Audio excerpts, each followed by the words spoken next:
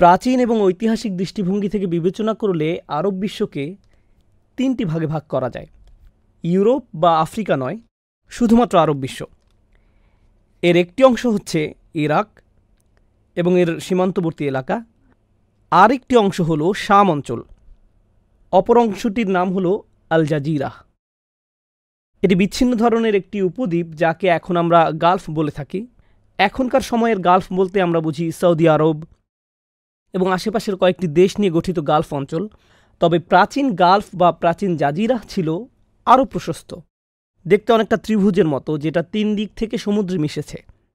4 দিক থেকে না, বরং 3 দিক থেকে। আর ইয়েমেনও ছিল এর ভিতরে।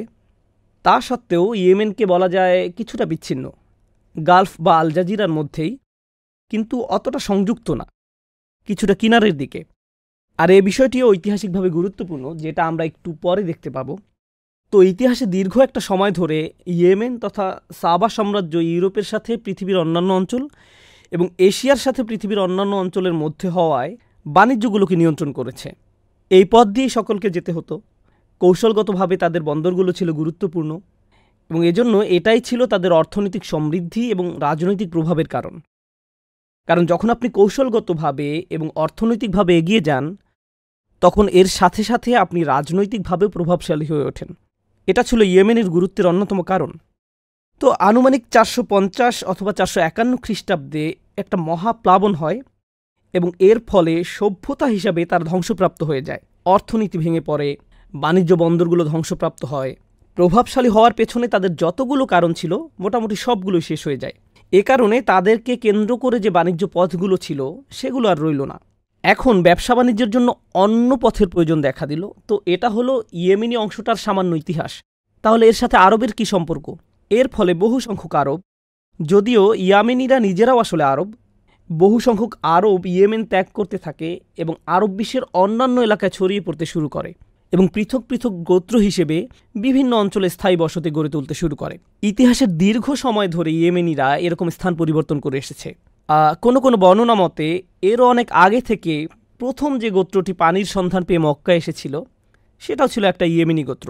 তো তারা ইতিহাসের দীর্ঘ সময় ধরে এভাবে ইয়েমেন ত্যাগ করে অন্য অন্য জায়গায় স্থান পরিবর্তন করেছে। কিন্তু আমাদের আলোচ্য স্থানান্তরটি ছিল বড় ধরনের, যার কারণ হলো ওই অঞ্চলের অর্থনৈতিক মন্দা। প্রসঙ্গক্রমে বলে রাখি, আওস এবং খাজরাজও আসলে ইয়েমেনি গোত্র যারা অর্থনৈতিক কারণে ইয়েমেন ত্যাগ করে এবং মদিনায় স্থায়ী বসতি গড়ে তোলে। তো তাদের ইতিহাসও এর সাথে সম্পর্কিত। ইতিমধ্যে আরবের অন্যান্য অঞ্চলে, বিশেষত হিজাজ এলাকায় ইব্রাহিম আলাইসাল্লামের বংশধরেরা, যারা মূলত ইসমাইল আলাইসাল্লামের সন্তান সন্ততি, তারা বিভিন্ন স্থানে বসতি স্থাপন করেছে। তারা সবাই মক্কায় ছিল না। ইব্রাহিম আলাইসাল্লাম মক্কায় তাদের জন্য দোয়া করেছিলেন, এটা সত্য, কিন্তু তারা সমগ্র আরব অঞ্চল জুড়ে ছড়িয়ে ছিটিয়ে ছিল, নির্দিষ্ট কোনো এলাকায় না। আর এই অর্থনৈতিক মন্দার কাছাকাছি সময়ের কথা এবং ঐতিহাসিকভাবে বিখ্যাত একজন ব্যক্তিত্বের কথা আমরা জানতে পারি, যার কথা ইবনে খালদুন বিস্তারিতভাবে উল্লেখ করেছেন। তার নাম কুসাই ইবনে কিলাব। তিনি ছিলেন আরবদের নেতা এবং ইসমাইল আলাইসাল্লামের বংশধর। তিনি ইসমাইল আলাইসাল্লামের বংশধর অন্য আরবদেরকে এক হওয়ার ডাক দেন, যাতে তারা সবাই মক্কায় চলে আসতে পারে এবং যাতে তারা এটিকে কেন্দ্র করে রাষ্ট্রের মতো কিছু একটা প্রতিষ্ঠা করতে পারে। আরবদের রাষ্ট্রের ধারণা রোমানদের রাষ্ট্রের ধারণার মতো না, অথবা পারস্যের মতোও না। এমনকি রাষ্ট্র বলতে আমরা এখন যা বুঝি সেরকমও না। তো সে বলল, আরবরা বেদুইন, এ কারণে ছড়ানো ছিটানো অবস্থায় আছে, আসো আমরা আমাদের পারিবারিক বন্ধনগুলোকে আরও সংহত করি, সবাই এক হয়ে একটি সম্মিলিত শক্তিতে পরিণত হই এবং এভাবে এক ধরনের রাষ্ট্র গঠন করি। তিনি এই আহ্বান করেন। নেতা হিসেবে তিনি ছিলেন খুবই চমৎকার এবং প্রভাবশালী। এ কারণে খুব কম সময়ের মধ্যে আরবদের মধ্যে একটা একতাবদ্ধতা তৈরি হয়। প্রসঙ্গক্রমে তিনি জন্মগ্রহণ করেন 400 খ্রিস্টাব্দে। তো তিনি জন্মগ্রহণ করেন ইয়েমেনের সেই মহাপ্লাবনের 50 বছর আগে। ঐতিহাসিকভাবে তিনি আল মুজাম্মিয়া নামে পরিচিত। ঐতিহাসিক কারণেই তাকে এই উপাধি দেওয়া হয়েছে, কারণ মুজাম্মিয়া অর্থ একত্রিত করা। তিনি ইসমাইল আলাইসাল্লামের সকল বংশধর আরবদেরকে একত্রিত করেন। কোথায়? মক্কাতে। মক্কাতে ইতিমধ্যে ক্ষুদ্র একটা জনসংখ্যা ছিল, কিন্তু এখন এটা একটা কেন্দ্রে পরিণত হলো এবং ধীরে ধীরে মানুষের পরিমাণ বাড়তে থাকলো। তো এই কুসাইর ছিল 3 সন্তান এবং তার সন্তানদের মধ্যে সবচেয়ে বিখ্যাত হলো আব্দু মানাফ। কুসাই মারা যাওয়ার পরে আব্দু মানাফ মক্কাকে নেতৃত্ব প্রদান করেন। আব্দু মানাফের আবার ছিল 4 সন্তান।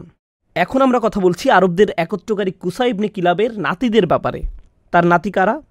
এরা হলো হাশিম, মুত্তালিব, আব্দুস শামস এবং নওফেল। হাশিম, মুত্তালিব, আব্দুস শামস এবং নওফেল। হাসিম জন্মগ্রহণ করেন 464 খ্রিস্টাব্দে। তো এটা কি মহাপ্লাবনের আগে নাকি পরে? এটা প্লাবনের পরের ঘটনা। মনে করে দেখুন, মহাপ্লাবনটি হয় 450 খ্রিস্টাব্দে। তো মহাপ্লাবনটির পরে তিনি জন্মগ্রহণ করেন। প্লাবনটির পর 1 দশকের কিছু বেশি সময় পর্যন্ত রাজনৈতিক শূন্যস্থান তৈরি হয়, আর এ সময় হাশেম জন্মগ্রহণ করেন। এখন হাশেম যখন বেড়ে উঠতে থাকেন, তিনি উপলব্ধি করতে লাগলেন যে রাজনৈতিক একটা শূন্যস্থান রয়েছে, আর মক্কাবাসীদের সম্ভাবনা রয়েছে সেই শূন্যস্থান পূরণের সুযোগ গ্রহণ করার এবং অন্যান্য প্রতিবেশী রাষ্ট্রের মনোযোগ আকর্ষণ করার, যাতে তারা মক্কার সাথে বাণিজ্যিক চুক্তিতে আবদ্ধ হয়। তিনি এটাকে একটা সুযোগ হিসেবে গ্রহণ করলেন, কারণ আসলেই আর কোনো প্রতিপক্ষ ছিল না। ইয়েমেন প্রতিপক্ষ হতে পারত, কিন্তু ইতিমধ্যেই ইয়েমেন অর্থনৈতিকভাবে ভেঙে পড়েছে, তাদের আর সেই অবস্থান নেই। এবং অনেক প্রভাবশালী ব্যবসায়ী ইতিমধ্যে ইয়েমেন ত্যাগ করেছে, কারণ তারা সেখানে আর অর্থনৈতিকভাবে টিকে থাকতে পারছিল না। তো হাশেম নিজে শাম অঞ্চলে যান এবং সেখানকার শাসকদের সাথে আলোচনা করেন, যাদেরকে বলা হতো গাসসানি। তিনি তার ভাই আব্দুস শামসকে পাঠান হাবশাতে, নওফেলকে ইরাকে এবং আরেক ভাইকে পাঠান ইয়েমেনে। অন্য কথায় বলতে গেলে প্রত্যেক প্রভাবশালী রাষ্ট্রের সাথে তিনি যোগাযোগ করেছেন এবং চেষ্টা করেছেন তাদের সাথে একটা বাণিজ্যিক চুক্তি করতে, যাতে তারা এখন থেকে মক্কাকে বাণিজ্য বন্দর হিসেবে বিবেচনা করে এবং ব্যবসা পরিচালনা করে। মক্কার সুবিধা ছিল এটা যে মোটামুটি সকল আরবই মক্কাকে সম্মান করত। যদিও তারা মূর্তি পূজারী ছিল, কিন্তু কাবাকে তারা আল্লাহর ঘর হিসাবে বিশ্বাস করত। যদিও তারা শিরকে লিপ্ত ছিল, কিন্তু তখনও এটা তাদের ঐতিহ্য এবং বিশ্বাসের অংশ ছিল যে এটা হলো আল্লাহর ঘর। এ কারণে এটা এই ভূমির ঐতিহ্যের অংশ যে হিজাজ এবং আশেপাশের অঞ্চলে মক্কাকে মোটামুটি ধর্মীয় কেন্দ্র হিসাবে মনে করা হতো। তো তারা বলল, এটা তো ধর্মীয় কেন্দ্র হিসাবে রয়েছেই, কেন আমরা এটাকে অর্থনৈতিক কেন্দ্র পরিণত করছি না এবং কেন এটাকে কৌশলগতভাবে আমাদের সুবিধার জন্য ব্যবহার করছি না? তো এই 4 ভাই চুক্তিগুলো করলেন। আর চুক্তির জন্য ব্যবহৃত শব্দটি, এটা জানাটা খুব গুরুত্বপূর্ণ, চুক্তির জন্য ব্যবহৃত আরবি শব্দটি হলো ইলাফ।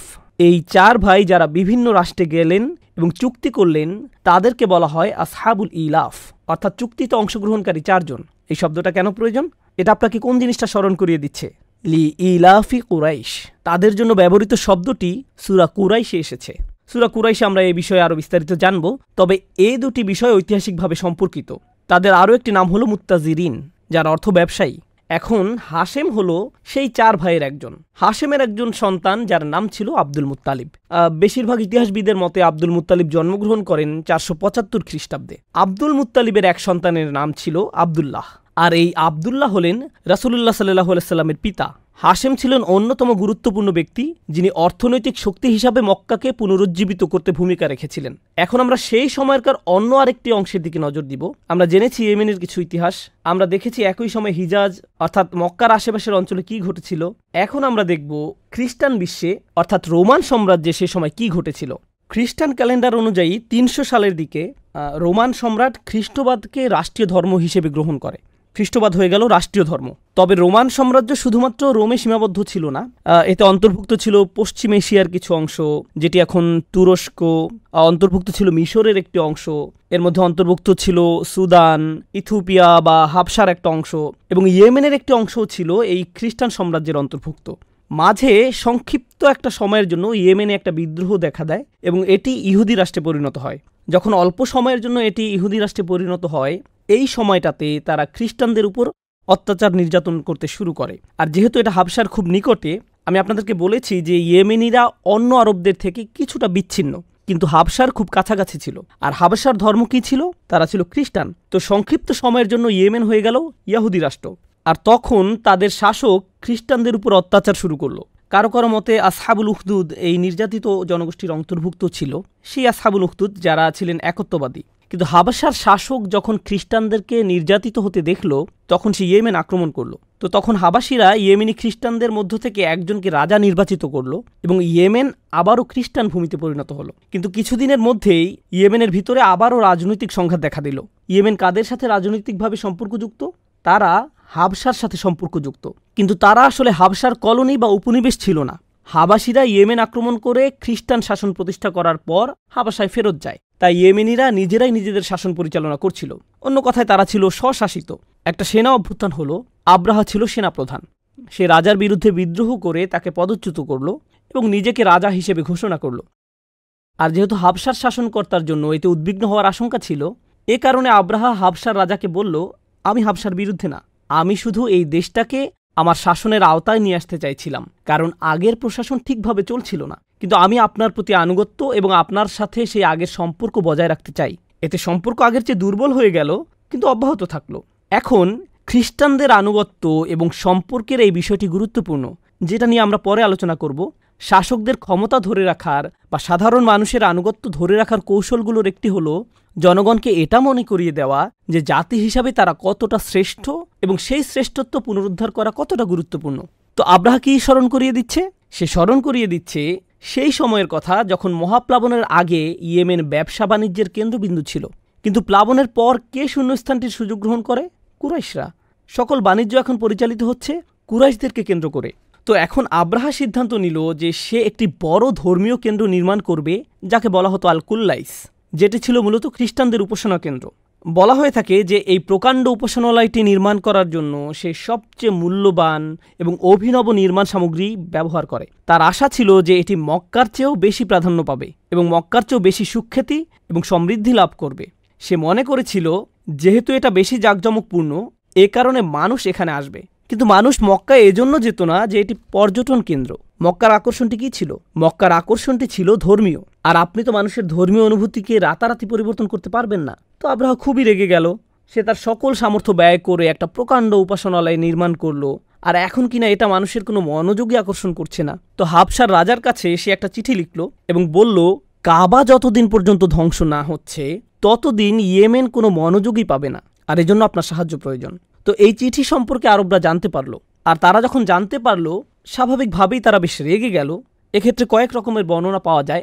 একটা বর্ণনা মতে কিছু আরব উন্মত্ত হয়ে ইয়েমেনে চলে যায় এবং কুল্লাইসকে পুড়িয়ে দেয়। কিন্তু আরও একটি জনপ্রিয় বর্ণনা অনুযায়ী তারা সেখানে গিয়ে গোপনে উপাসনালয়টিতে প্রবেশ করে এবং মলত্যাগ করে, স্থানটির সম্মানহানি করে চলে আসে। আর আব্রাহার জন্য এটা ছিল চরম অপমানকর। সে আগে থেকেই আক্রমণের চিন্তা করে আসছিল, আর এখন উপলক্ষও পেয়ে গেল। আপনি যদি রাষ্ট্রবিজ্ঞানের দৃষ্টিকোণ থেকে এটাকে চিন্তা করেন, দেখুন, যদি আপনার প্রতিপক্ষ আপনাকে আক্রমণ করে অথবা তারা যদি আপনাকে অপমান করে, তখন কি এটা সহজ হয়ে যায় না যে আপনার পক্ষে জনসমর্থন এবং গণজোয়ার তৈরি করা? তো আব্রাহা এটাকে সুযোগ হিসেবে নিল যাতে সবাইকে একত্রিত করতে পারে এবং কাবা আক্রমণ করতে পারে। কিন্তু ঐতিহাসিকভাবে আমরা জানতে পারি যে সে আগে থেকেই কাবা আক্রমণে আগ্রহী ছিল। এটা জেনে রাখাটা গুরুত্বপূর্ণ। বেশিরভাগ ক্ষেত্রে আমরা যখন এই ইতিহাস অধ্যয়ন করি, সচেতনভাবে অধ্যয়ন না করার কারণে আমরা মনে করি যে এই আক্রমণের পেছনে তার উদ্দেশ্য ছিল ধর্মীয়। আমাদেরকে বুঝতে হবে যে পৃথিবী কাজ করে ভিন্নভাবে এবং অদ্ভুতভাবে। হয়তো তার উদ্দেশ্যে কিছুটা ধর্মীয় প্রভাব ছিল, কিন্তু আসলে কি মনে হয় যখন আপনি মনোযোগ সহকারে ইতিহাস পড়বেন, কোনটাকে আসল কারণ মনে হয়? তার মূল উদ্দেশ্য ছিল রাজনৈতিক এবং অর্থনৈতিক। সে চায় তার জাতিকে আবারও বাণিজ্যের কেন্দ্রবিন্দুতে পরিণত করতে। আর সে এখন দেখতে পাচ্ছে যে কুরাইশরা তার প্রতিপক্ষ, এবং পাশাপাশি সে এটাও বুঝতে পারল যে আমাদের রয়েছে একটা বড় সেনাবাহিনী এবং হাবশা আমাদের পক্ষে রয়েছে। মক্কাবাসীদের পক্ষে কে আছে? কেউ না। সুতরাং কোনো সমস্যা ছাড়াই আমরা আক্রমণ করতে পারি, এটা কোনো ব্যাপারই না। তো সে সেনাবাহিনী জড়ো করলো। সেনাবাহিনীর সংখ্যা নিয়ে কয়েকটা বর্ণনা পাওয়া যায়। সর্বনিম্ন সংখ্যার কথা বলা আছে 12,000, আর কোনো কোনো ইতিহাসের বইয়ে সর্বোচ্চ সংখ্যা বলা আছে 60,000। তো আমরা ধরে নিচ্ছি সৈন্য সংখ্যা ছিল 12 থেকে 60,000-এর মধ্যে যে কোনো একটা সংখ্যা। আর তাদের সাথে রয়েছে 9 থেকে 13টা হাতি। এর মধ্যে একটা হাতি ছিল বিখ্যাত, যেটির নাম ছিল মাহমুদ। এটি ছিল বিশাল একটি হাতি এবং এটাই অন্য হাতিদেরকে নেতৃত্ব দিচ্ছিল। তারা যাত্রা শুরু করলো তায়েফের দিকে। যখন তারা তায়েফ পৌঁছল, তায়েফবাসী তাদের সাথে সংঘাতে জড়ালো না। তারা বলল, আমরা তোমাদের সাথে মধ্যস্থতা করতে চাই। এখন এটা বোঝা খুব গুরুত্বপূর্ণ যে কেন তায়েফবাসী তাদের সাথে মধ্যস্থতা করতে চেয়েছে। আরবের অন্যান্য অঞ্চল আব্রাহার সাথে আপোষ করত না, কারণ তাদের মিথ্যা উপাস্য, তাদের মূর্তিগুলো কোথায় সেগুলো রাখা ছিল? সেগুলো ছিল মক্কাতে। আর এই বিষয়টা গুরুত্বপূর্ণ। কেউই কুরাইশদেরকে আক্রমণ করত না, কারণ কুরাইশদের কাছে তাদের সকল মূর্তিগুলো রক্ষিত ছিল। আপনি যদি কুরাইশদেরকে আক্রমণ করেন, তারা ফিরে গিয়ে আপনার মূর্তিটিকে কি করবে? ভেঙে ফেলবে। কিন্তু তায়েফবাসী লাতের উপাসনা করত। তারা মূর্তিটিকে তায়েফেই রেখে দিয়েছিল। এটা কাবাঘরে ছিল না, তাদের কাছেই ছিল। এ কারণে কাবাঘর ধ্বংস হওয়া নিয়ে তারা তেমন চিন্তিতই ছিল না। তাদের জন্য এটা কোনো বড় ব্যাপার ছিল না। তো তারা মধ্যস্থতার জন্য আলোচনা শুরু করল। তায়েফবাসী, বিশেষভাবে সাকিফ গোত্র বলল, তোমাদের সাথে আমাদের কোনো শত্রুতা নেই, আমরা তোমাদের সহায়তা করব। তারা পথ দেখানোর জন্য আবু রিগাল নামে এক ব্যক্তিকে তাদের সাথে পাঠালো। যেহেতু তায়েফ থেকে মক্কা যাবার পথটা ছিল জটিল, তো তার কাজ ছিল আব্রাহার বাহিনীকে মক্কা পর্যন্ত পথ দেখিয়ে নিয়ে যাওয়া। তো এক আরবরা তাদের সাহায্য করল অন্য আরবদেরকে হত্যা করার ক্ষেত্রে।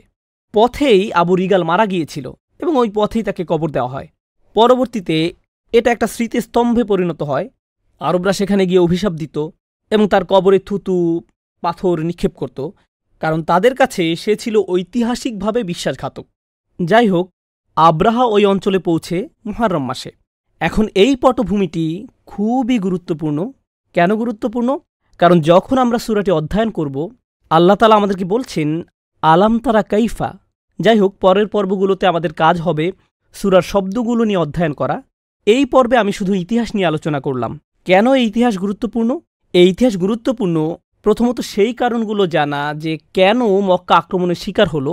এর পেছনে রাজনৈতিক কারণ ছিল, সাথে সাথে অর্থনৈতিক কারণও ছিল। এটা জেনে রাখাও গুরুত্বপূর্ণ। এখন আপনি যদি সূরা ফিল লক্ষ্য করেন, আল্লাহ তাআলা বলছেন মক্কার রাজনৈতিক এবং সামরিক সুরক্ষা নিয়ে। আবার আপনি যদি সূরা কুরাইশ লক্ষ্য করেন, আল্লাহ তাআলা বলছেন মক্কার অর্থনৈতিক সুরক্ষা নিয়ে। সুরক্ষার এই দুইটি দিক আলোচনা করা হয়েছে দুইটি সূরায়। আজকে ইনশাআল্লাহ তাআলা আমি খুবই সংক্ষেপে সূরাটির সামান্য কিছু বিষয় নিয়ে আলোচনা করব। পরের পর্বে ইনশাআল্লাহ আমরা শব্দে শব্দে সূরাটিকে বিশ্লেষণ করার চেষ্টা করব। তবে আজকে সামান্য কিছু বিষয় নিয়ে আলোচনা করব ইনশাআল্লাহ। প্রথম বিষয়টি হলো আলাম তারা। এর অনুবাদ হলো আপনি কি দেখেননি। এটি আরবি ভাষায় কথা বলার একটা ধরন। এখানে একবচন ব্যবহার করা হয়েছে। তাফসির কারকদের মধ্যে এ বিষয়ে মতবিরোধ রয়েছে যে আয়াতটিতে কি রাসূল সাল্লাল্লাহু আলাইহি ওয়াসাল্লামকে উদ্দেশ্য করে বলা হয়েছে নাকি চিন্তাশীল প্রত্যেক ব্যক্তিকে উদ্দেশ্য করে বলা হয়েছে। উভয় মতের পেছনেই যুক্তি প্রমাণ রয়েছে। উদাহরণস্বরূপ, ওয়াকাদা রব্বুকা আল্লা তা'বুদু ইল্লা ইয়াহু ওয়া বিল ওয়ালিদাইনি ইহসানা। তোমার প্রভু আদেশ করেছেন যে একমাত্র তাকে ছাড়া আর কারও ইবাদত করবে না এবং পিতামাতা উভয়ের সাথে সর্বোত্তম আচরণ করবে। তো এই আয়াতে তুমি শব্দটি একবচন, কিন্তু রাসূলুল্লাহ সাল্লাল্লাহু আলাইহি ওয়াসাল্লামের পিতামাতা জীবিত ছিলেন না। তো আয়াতে কাকে উদ্দেশ্য করে বলা হয়েছে? যদিও এখানে একবচন ব্যবহার হয়েছে, কিন্তু আয়াতটিতে মানবজাতিকে উদ্দেশ্য করে বলা হচ্ছে, তাই না?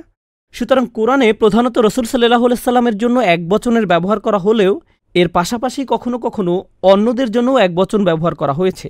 সূরা ফিলে একবচনের অর্থ এরকম হতে পারে, যেহেতু এটা অনেক আগের কোনো ঘটনা না, বরং কিছুদিন আগের, তাই যারা ঘটনাটি নিজের চোখে দেখেছে তাদের প্রত্যেককেই উদ্দেশ্য করে বলা হচ্ছে ঘটনাটি স্মরণ করার জন্য। আলাম তারা এই অংশটাকে এই একভাবে ব্যাখ্যা করা যায়। আবার অন্যভাবে যদি ব্যাখ্যা করা হয়, তাহলে রাসূল সাল্লাল্লাহু আলাইহি ওয়াসাল্লামকে বলা হচ্ছে আলাম তারা।